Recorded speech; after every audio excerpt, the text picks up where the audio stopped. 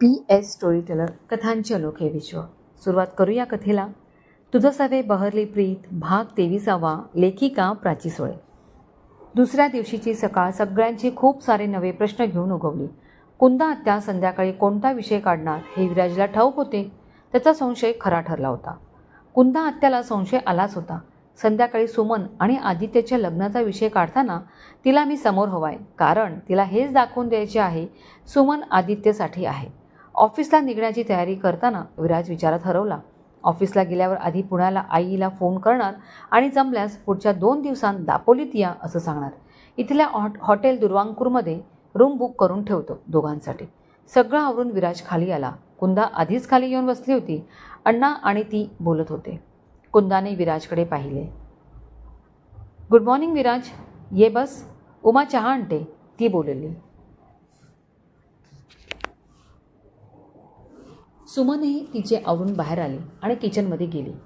येताना ती आणि उमा सगळ्यांना चहा आणि नाश्ता घेऊन आल्या. सुमनची नारंगी रंगाची साडी खूप सुंदर होती. तिने सगळ्यांना चहा दिला. नाश्त्याच्या डिश दिल्या.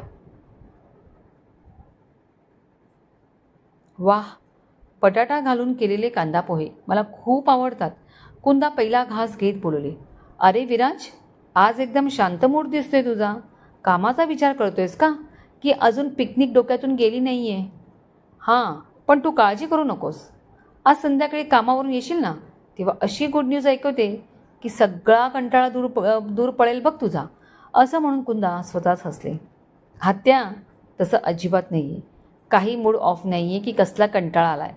आज धरणाची इन्स्पेक्शन आहे ना, विचार करत होतो. बाकी बटाटा पोहे माझ्याही खूप आवडीचे आहेत. उमा काकूंच्या हातची चव लाजवाब असते. विराजने कुंदाला निरुत्तर केलं. डिशमधले पोहे संपून चहा पिऊन तो उठला आणि अण्णांना उमाला येतो म्हणून बाहेर पडला. त्याने निघताना सुमनकडे पाहिलं. सुमनचेही लक्ष त्याच्याकडेच होते. आदित्य अजून झोपलाय आणि भाऊजी आले नाहीत खाली. उमाचं वाक्य पुरं होत नाही तो जिन्यावर बोलण्याचा आवाज आला. आदित्य आणि मनोहरराव एकत्र खाली उतरत होते. गुड मॉर्निंग एव्हरीवन, आदित्य बोलला. सुप्रभात, पण आम्ही आता शाळेत निघतोय बरं का, अण्णा उठत बोलले. सुमे, तयार आहेस ना, त्यांनी विचारले. हो अण्णा, आपल्या दोघांचे डबे घेऊन आली हं. सुमन किचनमध्ये गेली व दोघांचे डबे घेऊन आली. आत्या, येतो, ती बोलली. हो, आणि संध्याकाळी गोड बातमी आहे बरं का, कुंदा तिच्याकडे बघत बोलली. सुमनने काहीही प्रतिक्रिया दिली नाही आणि पायऱ्या उतरून अंगणात आली. अण्णाही आले. दोघे गेटच्या बाहेर जाईपर्यंत कुंदा त्यांना बघत होती.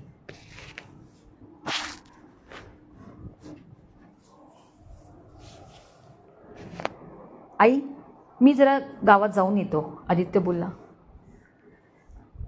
गावात कुठे, आणि तुला माहिती आहे का कुठे जायचे ते? अगं, मी लहान नाही आहे आणि मला माहिती आहे सगळं. आलो फिरून मी. चांगली सकाळ आहे, आदित्य शूज घालत बोलला.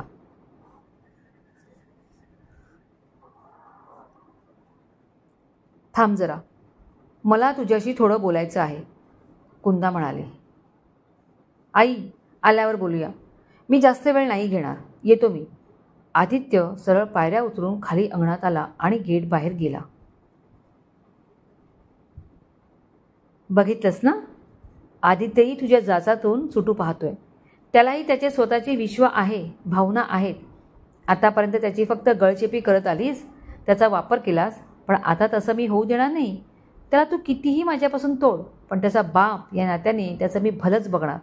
हे जे काय तू सारखं गुड न्यूज चालवलं आहेस ना, त्याचा काही उपयोग होणार नाही आहे. आणि स्वतःच्या स्वार्थापायी मी तुला त्या मुलांचे आयुष्य उद्ध्वस्त करू देणारच नाही. माझा या लग्नाला विरोध आहे आणि राहणार, समजलं? मनोहरराव अतिशय रागाने बघत कुंदाला बोलले.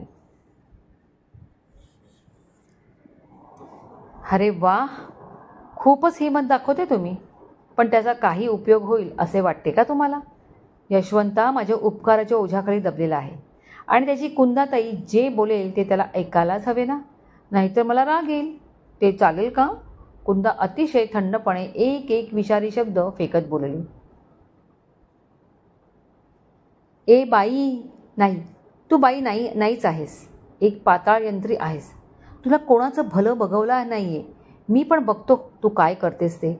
आणि अजून थोडे दिवस राहून घे, मग अमेरिकेला निघायची तयारी करायची. समजलं? मनोहरराव तिच्या अगदी जवळ येऊन झरबेने बोलून जिना चढून खोलीकडे निघाले. आदित्य फिरत फिरत परत त्या मोठ्या वडाच्या झाडाकडे आला. सकाळच्या प्रसन्न वेळी त्याचं मनही अतिशय प्रफुल्लित झाले. त्याने पाहिले ती लहान मुले वडाच्या पारंब्यांना झोके घेत होती. त्याला बघितल्यावर सगळ्यांनी गलका केला. ए दादा आला. आदित्यही हसून त्यांच्यात सामील झाला. पारावर बसला. तो स्वतःला नव्याने ओळखू लागला. आयुष्य खूप छान आहे हे आधी का समजत नव्हते? का आपण भरकटलो होतो? फक्त रागावणे, हट्ट करणे, उद्धट वागणे या व्यतिरिक्त आयुष्यात काही चांगलं केलं आहे का हे आठवतही नाही? का आपला मित्रपरिवार नाही जो समजून घेईल मला? इथे आल्यावर सगळं चांगलं घडते. सुधा आली आयुष्यात, सुखस्वप्न घेऊन. सगळ्याची नव्याने ओढ लागली आहे. आईने कधीच कुठल्या वाईट गोष्टीला आपल्याला ओरडले नाही की समजावले नाही.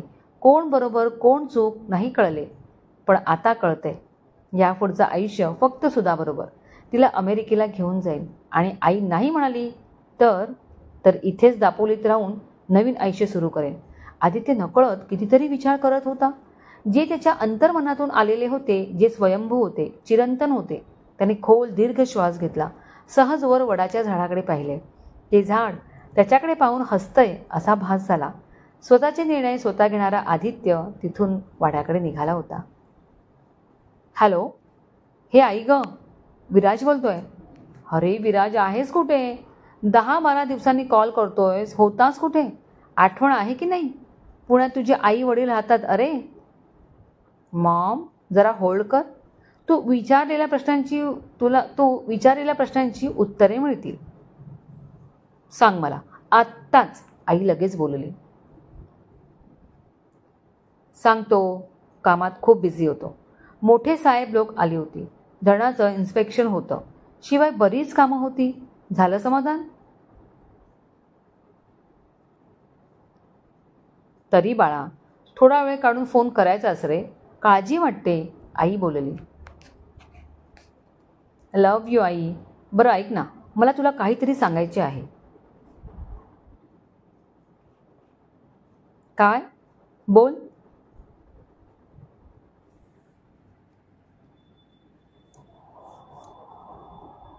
तू आणि बाबा उद्या दापोलीत येत आहात. काय? असं अचानक? का पण? तिने न समजून विचारले. इथे येऊन मला 3 महिने झालेत ग. इथलं सगळं काम व्यवस्थित झाले तर निघावं लागेल. मग पुण्यात येईन. त्यामुळे तुम्ही एकदा इथे येऊन भारतातल्या सर्वात सुंदर भूमीवर 3-4 दिवस तरी व्यतीत करावे असे वाटते. ओ मस्का पाव. काही नाही. मूळ मुद्द्यावर ये आता. अरे आम्हाला कामं आहेत राजा. कॉर्पोरेशन आणि बँकांची कामं आहेत ना. कशी असतं तुला माहिती आहे? मला माहिती आहे सगळं, पण जरा वेळ काढा स्वतःसाठी. मी इथे आहे म्हणून म्हणतोय. मग कुठे खास येणं होणार आहे? विराज नाटकीपणे बोलला. काय तू विराज, काय नवीन खूळ काढलंयस? लगेच नाही जमणार बाळा, आई बोलली. आई please don't say no. I know you will manage everything. बाबांशी बोल तू आज. मी इथे हॉटेलमध्ये रूम बुक करून ठेवतो. तुम्ही येताय नक्की. विराज तिची मनधरणी करत बोलला. ए थांब थांब थांब. असा हातघाईवर येऊ नकोस. लेट मी टॉक टू बाबा फर्स्ट. आणि बाबा हो म्हणाले तर उद्या नाही परवा निघू. परवा?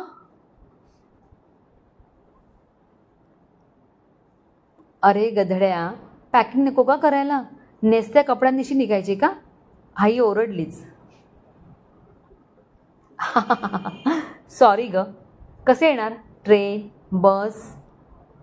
कारने येणार. पहाटे निघू म्हणजे दुपारपर्यंत पोहोचू. तू हॉटेलचा पत्ता दे. डायरेक्ट तिथे येतो. ओके? की आणखी काही बाळा? मॉम ऐक ना, येताना भरपूर नमकीन खाण्याचे पदार्थ घेऊन ये. चितळे भाकरवडी आणायला विसरू नकोस हां. अर्धा किलोचे 2-3 पॅकेट तर आणच आण. आणि बाकी तुझ्या आवडीचं घे. हे सगळं मिस करतोय ग म्हणून सांगितले, विराज म्हणाला. अच्छा, खूपच कमी फरमाईश आहे. उद्यापर्यंत बघ अजून काही आठवतंय का? आई गालात हसत खोचकपणे बोलली. लव्ह यू ग आई. चल मी ठेवतो. खूप वेळ घेतला तुझा. बाबांशी बोल. उद्या ॲड्रेस द्यायला कॉल करेन. परवा नक्की निघा आणि बाबांना कार सावकाश चालवायला सांग. नीट या. वाट बघतोय. बाय. विराजने फोन कट केला. ए विराज. लब्बाड. वीणाने हसत फोन खाली ठेवला. आईशी बोलून विराजला खूप छान वाटलं. त्याला माहीत होते आई नाही म्हणणारच नाही आणि त्याचे बाबाही. दोघे येणार म्हणजे येणार. अजून उद्याचा दिवस. मग आई बाबा दापोलीत. याहू. विराजने शिळ घातली. पण लगेचच त्याच्या चेहऱ्यावर पुसटशी काळजी झळकली. आई बाबाने इथे बोलावले खरे, पण जिच्या जीवावर मी येणाऱ्या भविष्याच्या गोड स्वप्नांची इमले बांधतोय ती सुमन मला शेवटपर्यंत साथ देईल ना? तिची साथ फक्त कुंदा आत्या, अण्णा, काकूंसमोर स्ट्रॉंग राहण्या इतपत मिळाली तरी चालेल. मी बाकीचं सगळं सांभाळून घेईन. पण ऐनवेळी सुमन तुझा आत्मविश्वास डळमळीत करू नकोस.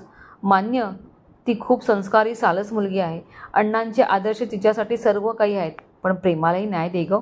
विराज जेवढ्या देवींचे दर्शन घेऊन आला होता त्या सगळ्या देवींना प्रार्थना करत बोलत होता. कुंदा आत्या माझ्या आणि आदित्यच्या लग्नाच्या पाठीस पडली आहे. आज संध्याकाळी काय होणार आहे काय समजत नाही. मला आईशी बोलायचे होते पण काही ना काही कामामुळे ते राहूनच गेले. आणि आता अचानक आत्याने विषय काढल्यावर मी काय बोलू, काय उत्तर देऊ? जर अण्णा आणि आईला असं अचानक कळलं तर काय होईल? त्यांच्या सुमनबद्दल त्यांचं मन कलुषित होता नाही. आपल्याच मुलीने आपल्याला अंधारात ठेवले असे नको वाटायला.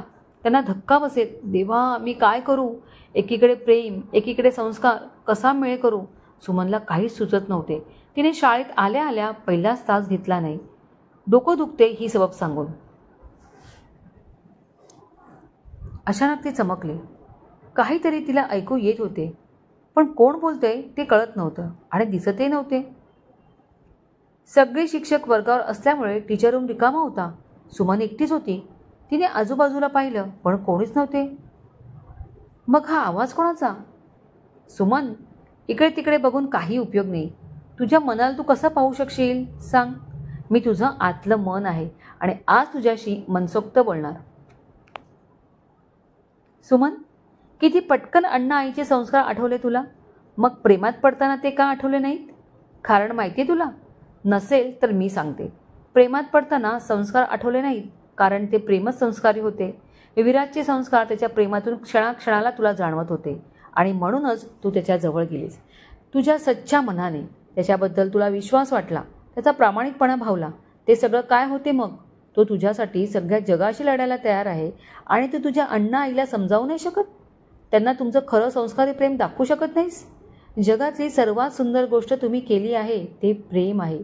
विराजचा तुला जसा विश्वास वाटतो तसाच त्याच्या प्रेमावरही ठेव. आणि एक लक्षात ठेव, विराजशिवाय तुझ्या आयुष्यात कोणीही आनंद आणू शकत नाही. आठव तुझ्या आधीचे विरक्ती असलेले दिवस. मी ते परत सांगायला नकोय, बरोबर ना? तो आवाज अचानक थांबला, बंद झाला. सुमन ताडकन उठली. तिचे निळे निळे डोळे समुद्राच्या पाण्याने भरले.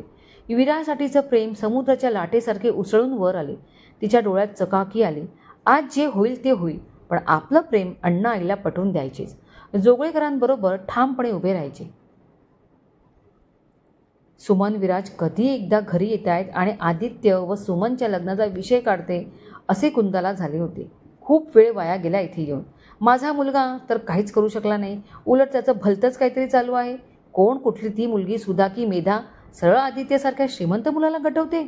अगं जरा स्वतःची लायकी ओळखून तरी वाग. वरून आदित्य माझं ऐकत नाही आहे असे दिसते. सारे बेछूट सुटले आहेत ना. पण यांना लगाम कसा लावायचा ते माहिती आहे मला. या कुंदाने कधी हार मानली नाही आणि मानणारही नाही. आतापर्यंत मला जे हवं तेच तर करत आले. मुख्य म्हणजे त्या विराजवर अंकुश ठेवायला हवा. जेवढा स्मार्ट दिसतो तेवढाच हुशार आहे. म्हणूनच तर सुमनसारखी अप्सरा त्याला वश झाली. ठीक आहे, आता मी आहे ना दोघांमध्ये उभी. कसे एकत्र येतात ते बघूया.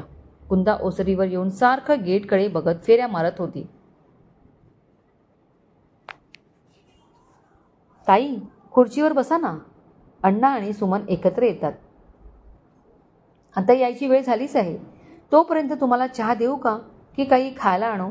उमाने तिला असं फेऱ्या मारताना पाहून न राहून विचारले. कुंदाला उमाच्या या अति गोड बोलण्याचा भारी राग यायचा. किती लुडबुड करते, मूर्ख आहे ही उमा. कशी राहते एकदम साधी, किती तो उदारपणा. नुसतं ह्याला काय हवं, त्याला काय हवं हेच बघत असते. ना कुठली हौस मौज, ना कुठले स्वप्न. कशी राहते ही एकदम काकूबाई. दिसायला इतकी देखणी आणि वयाने लहानही आहे. या युगातली दुसरी सावित्रीच. बावळट कुठली. तिच्याकडे एक टक रोखून कुंदा विचार करत होती. ताई, अशा काय पाहत आहे? उमाला जरा विचित्रच वाटले. कुंदा हसत सुटली. हा ग उमा, बस बस ग. किती करते सगळ्यांसाठी. दिवस रात्र नुसतीच झटत असते ग. आता ही बघ ना, मी आपलं शरीर सुदृढ असावं म्हणून फेऱ्या मारते. आणि तू, ताई हे हवं का, ताई ते देऊ का, असं विचारत बसली आहे. तुझा हा भाबडेपणा बघून ना हसायला आले मला. कुंदा एकदम धांदांत खोटं बोलली. ताई, कसला आलाय त्रास. आपल्या माणसांसाठी करण्याचं एक आत्मिक समाधान असते. ते मिळालं की मी खुश. उमा बिचारी पुन्हा भोळसटपणेच बोलली. बरं बाई, यशवंत आला की मी चहा घेईन, पण आता नको हा. कुंदाने असा स्वर काढला की तिने तिथून जावे असे तिला सुचवायचे आहे हे समजले. ती बरं म्हणून आत निघून गेली. कुंदाने सुटकेचा निश्वास टाकला व परत तिची घारी बेरकी नजर गेटकडे वळवून फेऱ्या मारायला लागली. दारावर टकटक झाली तसं आदित्यने वळून पाहिले. दारात मनोहर, त्याचे वडील उभे होते. बाबा, या ना. असे दारात राहून परमिशन काय घेताय? आदित्य पुढे होत बोलला. मनोहर आपल्या मुलाकडे बघत होते आणि त्याच्यात होणारा बदल त्यांना समजतही होता. हे सगळं इथे आल्यावरच घडत होते. बाबा, प्लीज बसा, तो बोलला आणि ते भानावर आले. खुर्चीत बसले. आलास का फिरून गावात? त्यांनी विचारले. हो, खूप बरं वाटलं फिरून आल्यावर. आदित्यच्या गडद तपकिरी डोळ्यात छान चमक होती.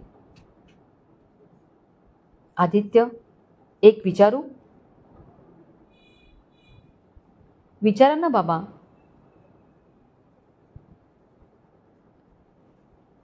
तू नियमितपणे गोळ्या घेतोस? एकदम खरे सांग. ती त्याच्याकडे एकटक बघत बोलली. बाबा, इथे आलो तेव्हा थोडा त्रास झाला, पण तो कसला त्रास होता हे माहीत नाही. आईशी बोललो, ती रागवली. गोळ्या का घेत नाहीस ते. मला गोळी चुकवायची नाही असे रागाने सांगितले. मी फक्त 2 ते 3दाच गोळ्या घेतल्या असतील. बाबा, खरं सांगू का, त्या गोळ्या मला घेऊशा वाटतच नाहीत. उलट खूप त्रास होतो. मनात निगेटिव्ह थॉट्स येतात. आपण एकटे आहोत असं वाटतं. मी आईशी खोटंच बोलतो गोळ्या घेतो म्हणून. बस बस. अरे, इतकं एक्सप्लेनेशन देऊ नकोस. मी फक्त विचारले आणि ते विचारण्यामागचं कारण हेच आहे की नको घेऊस त्या गोळ्या. त्यामुळे तू स्वतः विचार करण्याची क्षमता घालवून बसतो. तुझ्यामध्ये काहीतरी कमी आहे, तू आजारी आहेस हे त्या गोळ्या तुला पटवून देतात. बेटा, तुला काहीच झाले नाही आहे. तू एकदम नॉर्मल आहेस. हां, लहान असताना होताच खूप हट्टी, रागिष्ट, आरडाओरड, मारझोड, तोडफोड करायचा. पण ती सायकिक असण्याची लक्षणे नव्हती. ते अतिलाडाचे परिणाम होते आणि तेही तुझ्या आईने केलेले. ते का हे मी नाही सांगू शकत, पण तिला हुकुमाचा गुलाम हवा होता, जो तू झालास. मी तुझ्या नजरेत वाईट बाबा झालो, कारण माझा या सगळ्याला विरोध असायचा. कुंदाच्या या स्वभावामुळे एका शहरात असूनही माझे बाबा म्हणजे तुझे आजोबा वेगळ्या ठिकाणी राहतात. मला किती दुःख होत असेल ते मीच जाणतो रे. आदित्य, मला तुझ्यात आता एक समंजस मुलगा दिसतोय, जो स्वतः विचार करू शकतोय, स्वतः निर्णय घेऊ शकतोय. आता बदलू नकोस. बदलायचे असेल तर तुझं आयुष्य बदल. जे काय ठरवलं त्यावर ठाम राहा. मग भले कोणीही मार्गात आडवे आले तरी, तुझी आई आली तरी. मनोहरराव पोटतिडकीने बोलत होते. त्यांनी रुमालाने चेहरा पुसला. आदित्यने लगेच त्यांना ग्लासात पाणी दिले. मनोहरराव पाणी प्याले. त्यांना बरं वाटले. बाबा, एक सांगायचे आहे. सांगू का? आदित्य मान खाली घालत बोलला. अरे माझ्या मुला, बोल ना. आणि असं मान खाली घालून नाही तर ताठ मानेने त्याचे खांदे पकडत मनोहरराव बोलले. बाबा, आय एम इन लव्ह. माझं सुधावर प्रेम आहे. मला ती आवडते आणि तिलाही मी. बाबा, मला तिच्याशी लग्न करायचे आहे. अमेरिकेला तिला घेऊन यायचे आहे. हे पॉसिबल होईल का? आईशी मी काही बोललो नाही आहे. I don't know how she will react. पण माझा निर्णय ठाम आहे. बाबा, मी हे आईला सांगू शकेन ना? मी घाबरणार नाही ना? आदित्य छोट्या मुलासारखा विचारत होता. मनोहररावांना आपल्या मुलाची खूप दया आली, कीव वाटली. कुंदाने त्याचं काय करून टाकलं होतं. तिच्या दहशतीखाली बिचारा घाबरलेलं कोकरू वाटत होतं. आदित्य, अरे एवढा मोठा 30 वर्षांचा झालास आणि तरी तुझ्या आईला घाबरतोस? प्रेम केलं आहेस ना? मग एका निष्पाप मुलीची जबाबदारी आहे तुझ्यावर. तिच्या प्रेमाचा असा अपमान करणार आहेस का? हे आयुष्य तुझं आहे आणि तुझे निर्णय घ्यायला तू पूर्ण समर्थ आहेस. असा भलता सलता विचार करू नकोस. याद राख, काहीही झालं तरी तू सुधाशीच लग्न करशील असं मला तुझ्याकडून वचन, प्रॉमिस हवं आहे. मनोहर स्वतःचा हात पुढे करत बोलले. आदित्यने त्यांचा हात घट्ट धरला व म्हणाला, हो बाबा, प्रॉमिस. लग्न करेन तर सुधाशीस, नाहीतर नाही. शाब्बास बेटा. आज बहुतेक कुंदा तुझ्या लग्नाचा विषय काढणार यशवंताकडे, तेव्हा तुझं मत महत्त्वाचे आहे. Do you get me?